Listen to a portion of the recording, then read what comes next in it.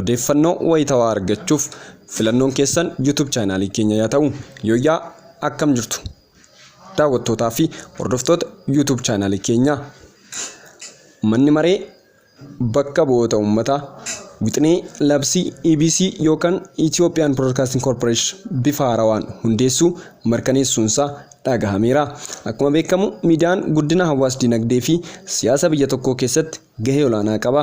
Kun osoo kanaan jiru miidiyaan biyya keenya kan mootummaa harka jiran imaammata siyaasaa mootummaa fi propagaandaa gama siyaasaan jiru malee aadaa sabaaf sablammootaa aartii fi teekinooloojii haqummaa fi amanamummaan uummata hunda jiddu galeeffatee hojjechuu irratti hanqinni guddaan ni jira. Tarii labsiin EBC bifa haarawaan hundeessuu kun rakkoolee kana kan furuu fi guddina hunda galeessaa biyya keenyatti deemtu keessatti gahee olaanaa bahachuu danda'a jedhamee yaadama. Wixinee labsii mirkanaa'e keessatti abbootiin TV tajaajila TV irraa argataniif akka maallaqa kafalanis irratti walii galameera.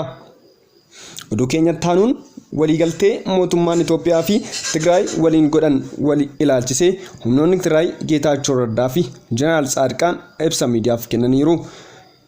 Uummanni Tigraay birmadummaa isaa erga mirkanaa'ee nuti sababni madfii fi meeshaalee waraanaa gurguddaa hidhannee turruuf hin jiraatu ta'uus hin qabu jechuun obbo Geetaachoo Raddaa ibsa miidiyaaf kennaniiru. Dubbiin akkasii afaan Geetaachoo keessaa bahuun namoota danuu ajabsiiseera. Qabiyyee fi haalli oduu qindeessuu miidiyaalee mootummaa fi humnoota Tigraayis akkuma ijoollee lakkuu dhalattee wal fakkaate. Itti fufees Jeneraal Tsaadqaan uummanni Tigraay nagaa barbaadu deebinsaas nagaa keessatti deebi'a. Uummanni waraanaan miidhameera.